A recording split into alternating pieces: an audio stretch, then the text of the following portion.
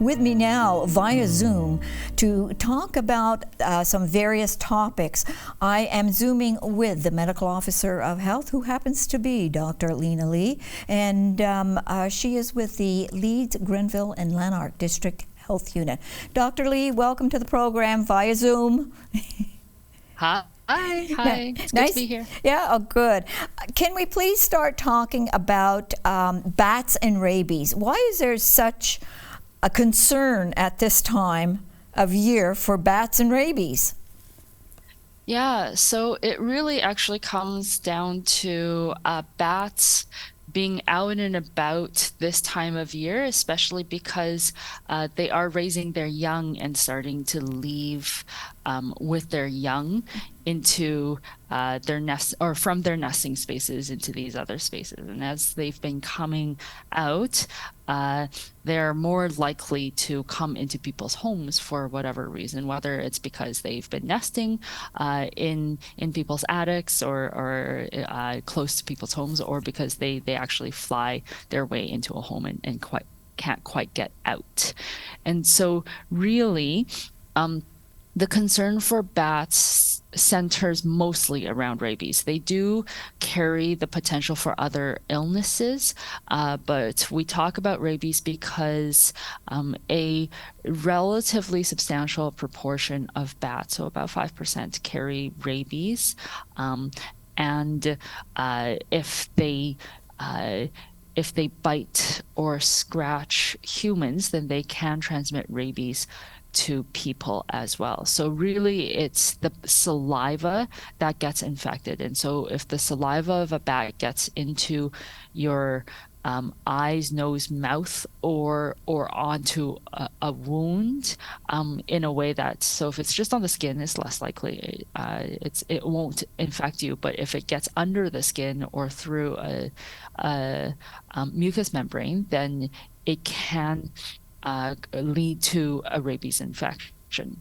So the most important thing to prevent rabies is actually whatever has been touched by a bat or scratched or bitten, to wash the affected area with soap and water, and be really thorough about washing. That's probably the most effective way to prevent rabies infection, and as well to get that medical attention quickly, because you may need rabies prophylaxis. So it may involve a vaccine, it may involve some other antibodies as well. If the bat is available, we can arrange for it to be tested. And so sometimes people end up in a situation where there's a bat in the house, and then the bat gets killed, and then they throw it out. And then we can't actually test, it's gone. Yes. So if you have the bat available, please keep it, because then we can get it tested, and then we can get information about whether it's been infected. And if they're handling the bat, they should have gloves on, should they not? Yeah, absolutely. It's really important to have full coverage, right? So gloves, as well as long sleeve clothing, if you can wear something with a hood as well, just to prevent it from landing on your skin. Yes. And oftentimes the bats that get into our homes, it's not that they have rabies, it's just that they got into the home and got lost and couldn't get out. So if you can shoo a bat out, as long as it hasn't touched you, there's actually no risk of transmission of rabies. And then if you can shoo it out and it goes out on its own, then that works for everyone. Exactly. It's a win situation. Should we be concerned about the West Nile virus? We should be. Have there been any birds in our area that are carrying it? Oh, there has. Yeah, so that's a recent situation. We've actually had a bird in our region test positive for West Nile virus. So that is a viral infection. It typically, it's transmitted between mosquitoes and birds. Humans are rare,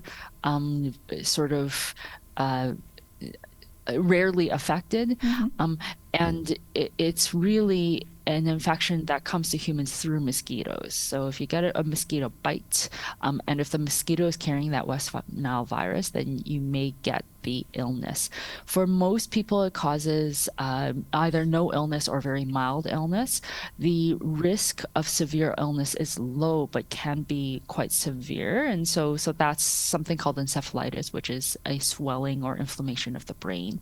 And it can cause serious health issues. And so the focus of prevention here is actually to avoid mosquito bites as much as possible, and also to wear or use pesticides. So pesticides that are effective against mosquitoes include acaridin, or sometimes called picaridin, DEET, and those are going to be effective against ticks as well as mosquitoes, which are the two vectors that are most likely to carry illness to humans in this region. Okay. Can we also talk about, because we've had some really, really warm days. I mean, in the last week or so, it hasn't been. It's been the other way.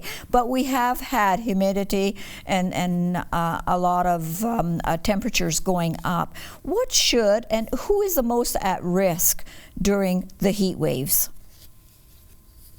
Yeah. So really, the concern for heat and hot days is people who with health vulnerability. So we talk about in the medical field, the term that's used is the extremes of age. So older people and younger people, because they're less able to regulate their body temperatures, especially infants, right? And the other group at greatest risk, especially for heat-related illness, is those with heart and lung issues, especially heart issues.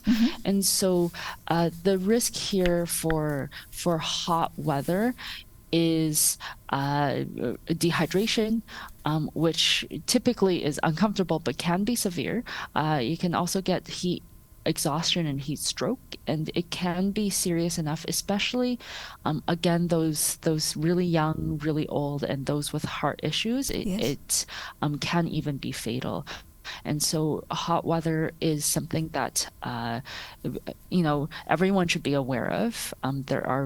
Everyone sort of is at risk, but especially those at greatest risk, to avoid being out in the heat for very long. So whether it be outside or inside, sometimes indoor air, especially in hot days, if you don't have air conditioning in your home.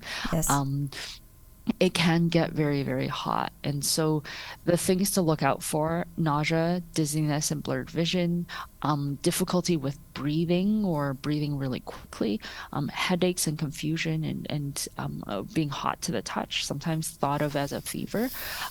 Those are things that are signs for heat-related health issues, especially if somebody, it's really hot and you've stopped sweating. That's also a signal of risk. All of those things, if you're experiencing those, important things to consider. One is get out of the heat.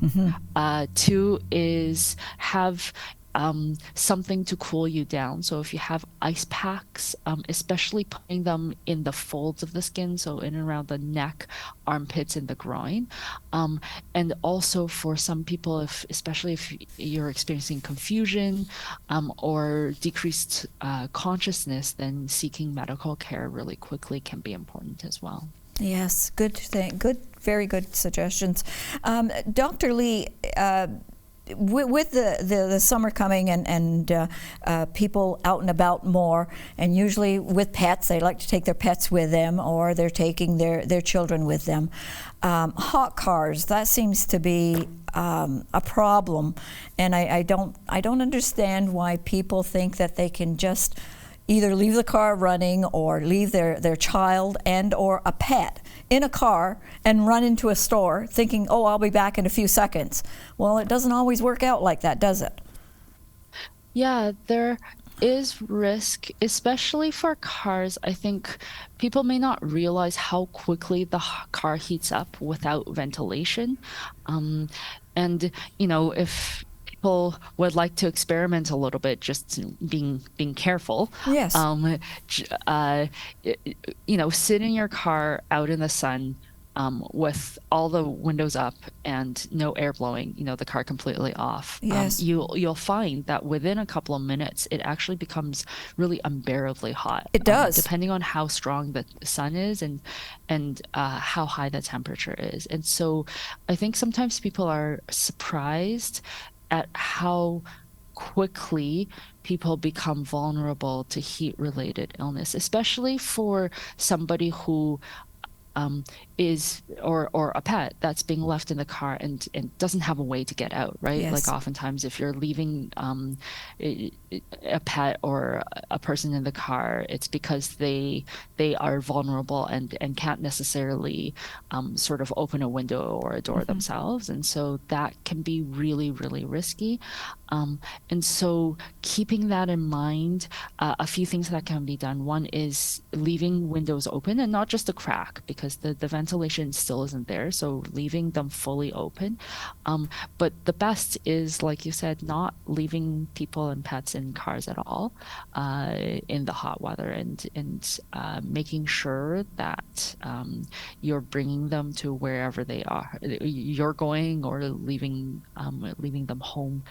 Those are important things that can be done. Thank you ever so much for Zooming with me today. I really appreciate it. It's always great to talk to you, and you always give us great advice, and we appreciate it. Yeah, it's always such a pleasure to be here. So see you next time, I'm sure. Okay, take care. All the best.